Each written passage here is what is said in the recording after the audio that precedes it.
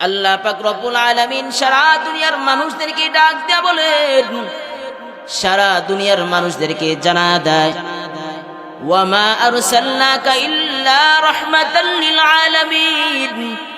আমি আমার প্রিয় হাবিব, আমি আমার প্রিয় নবী, আমার হাবিব, আমার বন্ধু, আমার নবী জনাবি মুহাম্মদুর রাসূলুল্লাহ সাল্লাল্লাহু আলাইহি ওয়াসাল্লামকে সারা দুনিয়ার জন্য, সারা পৃথিবীর জন্য, আমি আল্লাহর যত কুল কায়নাত আছে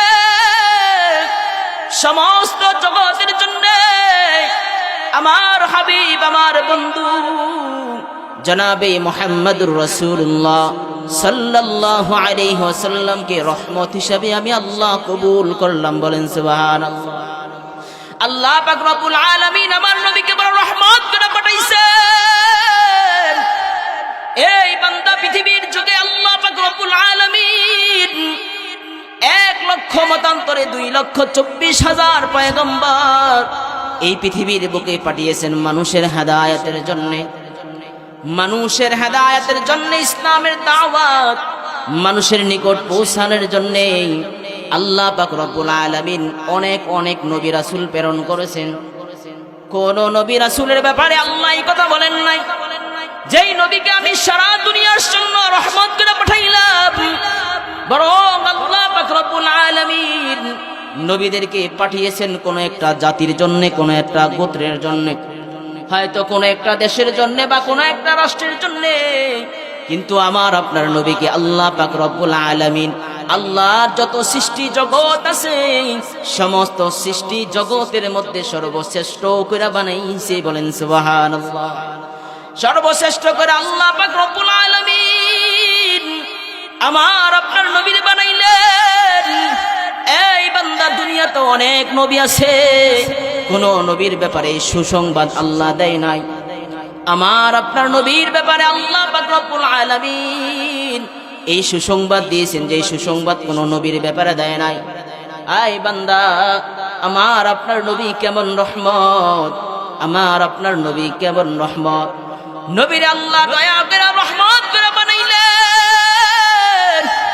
নবী বলেন আল্লাহ পাক রব্বুল আলামিন বলেন আমি নবীর পাগল, কিন্তু আমি নবী শুধু আমার গুনাহগার উম্মতের পাগল। বলেন সুবহানাল্লাহ।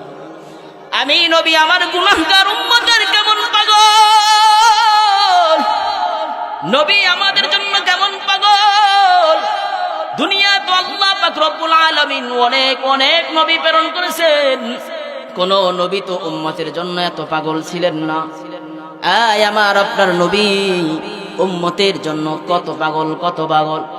আল্লাহর নবী সাল্লাল্লাহু আলাইহি ওয়াসাল্লাম তার জিন্দেগীর মধ্যে কখনো উম্মতের জন্য বদদুয়া করে নাই, অথচ নবী জিন্দেগীর মধ্যে অনেক কষ্ট সহ্য করা গেছে। নবীজি এত পরিমাণে কষ্ট করছে যা কোন নবীও করে নাই। হায়রে, উম্মতের হাতে নবী নিজে মার খেয়েছে, উম্মতের হাতে নির্যাতন হয়েছে। উম্মতের জন্য, এই বান্দার জন্য আল্লাহর নবী নিজের দেশ ত্যাগ করে হিজরত করতে হয়েছে, সাহাবীদেরকেও হিজরত করতে হয়েছে। এরপরেও নবীজি তার জবান দিয়ে একবার উম্মতের জন্য বদদুয়া করে না। এই উম্মতরে কত বেশি মুহাব্বত, কত বেশি ভালো আমার আপনার নবী। তায়েফের ময়দানে নবীজি নিজের শরীর থেকে রক্ত ঝরাইছেন, এরপর উম্মতের জন্য বদদুয়া করে নাই। জিবরাইল আমিনকে আল্লাহ পাক রব্বুল আলামিন পাঠায়া নবীর কাছে বলেন, নবী গো, এই নবী, আল্লাহ পাক রব্বুল আলামিন আমাকে পাঠিয়েছেন, যদি মাত্র আপনি বলেন যে 2 পাহাড়ের চিপায় ফেলায়া তায়েফবাসীরে আমি ধ্বংস করে দিব, যদি খালি একবার অনুমতি দেন নবী, আমি আল্লাহর হুকুমে তায়েফবাসীকে ধ্বংস করে দিব।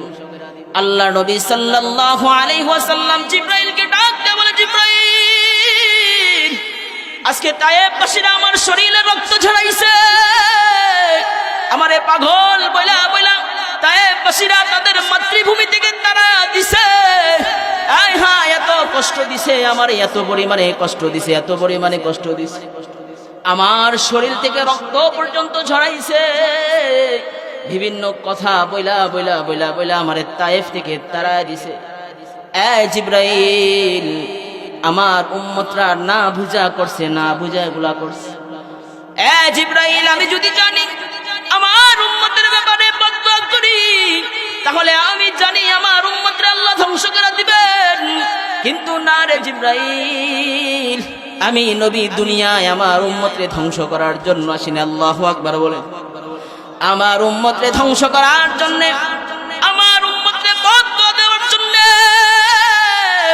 আমি নবী পয়দা হই নাই, আমি নবী দুনিয়া আসি নাই, বরং আমি নবী দুনিয়ায় আসছি আমার উম্মতকে জান্নাতে নেওয়ার জন্য। বলেন সুবহানাল্লাহ।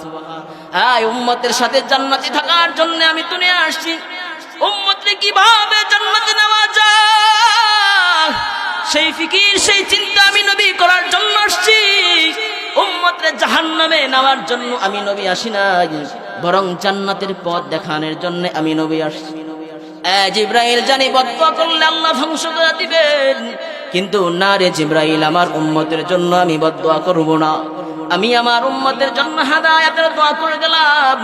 এমন একটা সময় আসবে, এমন একটা দিন আসবে, যেই দিনে যেই সময় আমার এই তায়েফবাসীর উম্মতেরা আমার নবীর জন্য জীবন দেওয়ার জন্য প্রস্তুত হয়ে যাবে। বলেন সুবহানাল্লাহ। নবীর জন্য জীবন দেওয়ার জন্য প্রস্তুত হয়ে যাবে, এমন একটা সময় আসবে। ঠিকই দেখা গেল যে তায়েফবাসীরা নবীকে নিজের মাতৃভূমি থেকে, নিজের দেশ থেকে তাড়ায় দিছে। সে তায়েফবাসীর একটা সময় নবীর জন্য যুদ্ধের ময়দানে জীবন দিছে। বলেন সুবহানাল্লাহ। এজন্য ভাইরা আমার নবী বলেন রহমত, রহমত। কেন নবী দুনিয়া আসলেন? রহমত কেমন রহমত? নবীজি সাল্লাল্লাহু আলাইহি ওয়াসাল্লাম যখন মৃত্যুবরণ করেন, তখন উম্মতের জন্য ফিকির করা গেছে। উম্মতের কি উপায় হবে, উম্মতের কি উপায় হবে, সেই চিন্তায় নবী মগ্ন ছিলেন, শুধুমাত্র নবী উম্মতের জন্য। দুনিয়ায় নবী যেমন উম্মতের পেরেশানি ছিলেন, কিয়ামতের ময়দানে, হাসরের ময়দানে উম্মতের জন্য নবী নিজের চোখের পানি ফেলবেন আল্লাহর আদালতে দাঁড়ায়া। এই উম্মতের জন্য নবীজি এত পরিমাণে চোখের পানি ফেলবেন। হাদিসের মধ্যে আসছে, যেদিন কিয়ামতের ময়দান কায়েম হয়ে যাবে, হিসাবের মাঠ কায়েম হয়ে যাবে,